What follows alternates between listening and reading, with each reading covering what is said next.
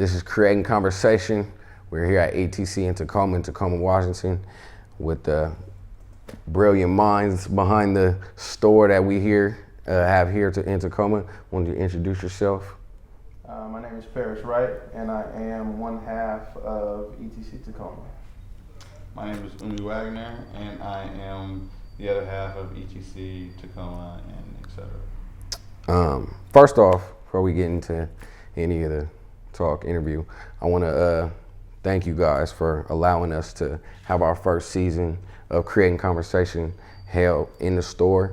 I really appreciate how these guys just came to them and asked them, reached out to them, and they really were behind the movement. So appreciate you guys for that. Of course. Yeah, no problem. I kind of want to get into the beginning, the very, very beginning. How did you know, when did you know that you wanted to get into clothing?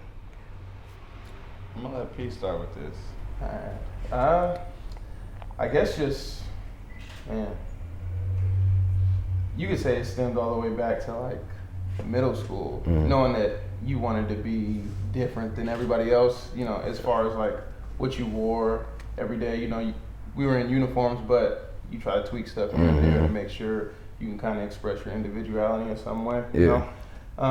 But as far as the beginning, I met Umi through a program at University of Puget Sound. It was called Academic Challenge, so it was the summer of our 8th grade year before we went into ninth. Okay. It was kids from all around Tacoma who wanted to, I guess, get like a few steps ahead before they hopped into high school. So I ran into Umi. We became like partners, you would say, in a few different projects that we had there. Yeah. And then the relationship kind of just blossomed from there. There was no brand, when we were in like 9th grade. The brand didn't really start until we were juniors? Yeah, like juniors in high school. But we were, we stayed friends throughout that whole time, and we kind of knew that there was something different about us than everybody else, as far as the way we dressed, the things we were into. We both loved shopping at the same stores. Shout out Goods up in Seattle, RIP. But that's kind of what drew us together. Just like our common interest in like education and wanting to be successful. And from there, man, we just took it and ran with it for sure. Okay, so all the way back to 8th grade, basically. Okay. Yeah, basically. So, and then in high school, did we go to different schools? Went to the same school? No, we both went to Foster. Okay. How was that in the process of junior year when you come out with the brand? What was the name of? We were in history class. We're in history class in like what's like the new wing of FOSS.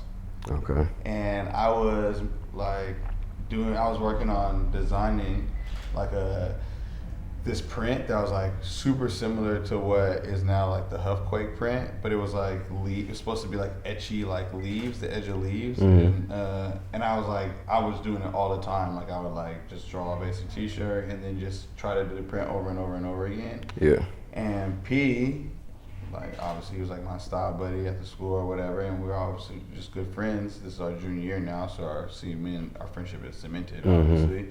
And he's like looking over my shoulder, and we're talking, and he's like, saying that he could draw. Like I'm like, oh yeah, you could draw? He was like, yeah, for sure. So he starts like drawing just the blank of the t-shirt, like a croquis, and it's like looking way more like a t-shirt than any of my t-shirts have ever looked. You know what I mean? Like I'm making like, there's like shape, there's like a shoulder, like that kind of stuff. And I'm like, oh shit, like this dude can really like do his thing.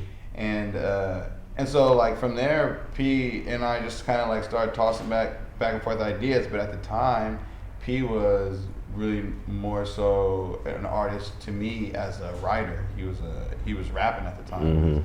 Clem Rashad and what was Young Dynasty at the time. So like that was what I knew him for. But shortly after that, somewhere in that junior year, we had like a conversation one time when I was basically telling him like that he was tight at doing what he was doing. And he was like, if I had the choice between having a good like a super tight clothing brand or being a rapper, like I would pick having a super tight clothing brand. Yeah. And that's when it kind of stuck in my mind, like, oh yeah, like okay, this is someone that takes it as seriously as I take it. You know? And from there, like that was really where we started to like develop ideas together. And like he would like have, then he's running with his drawings too. So then we're like bringing the ideas to each other. And that's when we come up with the first name for the first brand, which is Verso. We're both Aquarius. That was something that we had in common. Verso, Verso or Verso, however you want to pronounce it, means Aquarius in French.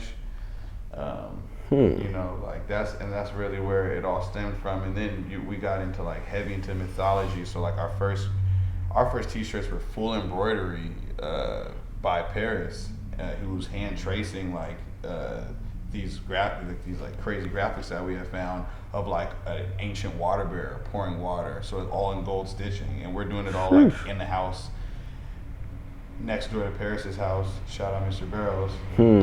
Southie. And yeah, he's letting us do it because he's just intrigued by the fact that we're so into it. And there's like P's just in there for hours, like meticulously just like drawing this thing while I'm like finding images and that sort of thing. And that was really how it started. And we were just wearing the tees ourselves. And then we were like, got more into it, like, how do we turn this into a business? And that's when we were like, oh, screen printing. Like that's how most t-shirt companies go about it. Yeah. And how we can like change colors because we were only being able to use one color and that sort of thing. So it was like, and then like rip the backing out of the embroidery of the shirt so it's not like a bulletproof vest on you. It was crazy. That's crazy. But that's how we started. That's junior year. I get to Foss, and it's my freshman year, and like you guys, well, I knew P all my whole life, so like I was like, dang, I'm seeing him, Clem, you, Merce. I'm like, these is like some of the best dressed niggas I ever seen in my life. Like you get dressed and like be fly all the time, and I was like, dang, everybody. It was like to a point where people realize it. You know what I mean? And that's crazy that you guys had that sense of fashion back then, and it just makes sense that you guys turned it into something. So when I came in, the name of the clothing line had switched to a different name. Because I didn't see Verso. I think I saw Verso, I didn't really have it, but when I started actually copping stuff, it was flawed to perfection. So talk about how you made like a weird transition at the end of what was it? At the end of our junior year or end of our senior year? Yeah, it's kind of foggy, but it gets weird because what happened with Verso basically is there was an art teacher assistant who had drawn, who we were like trying to like, dang, it's crazy. We were in like high school trying to like make him like an employee. We were trying to hire this dude basically on to like do the drawing for us. We were like, yo. Oh my. Yeah, that's what I'm saying. Yeah, that's fucking crazy. Can you cuss on here? Yeah, we on the internet, baby. We on the internet. So we were like, yeah, that's what was happening. We were, at the time, we were trying to like get him to understand the vision because he just saw us doing our thing and he was like intrigued. And he was like, yeah, I'm down to do some designs, whatever. So we were like pressing him. And he did something really tight for us, like this mad scientist thing. That was him that drew that, right? The mad scientist? Yeah, but he was in like, it was like a mad scientist, but he was in like an astronaut suit. Yeah. That's crazy. It was like wow, but he was like in the shape of a V too, so for like a big V for the Verso. So, but we were trying to recruit him, but all that fell through, and that's when we decided to change the brand. I'm pretty sure is like when things were like, oh, we should do something different. And by that time, we had like been so set and running this logo T-shirt that we had like run it in a million colors, like literally a million colors. Okay.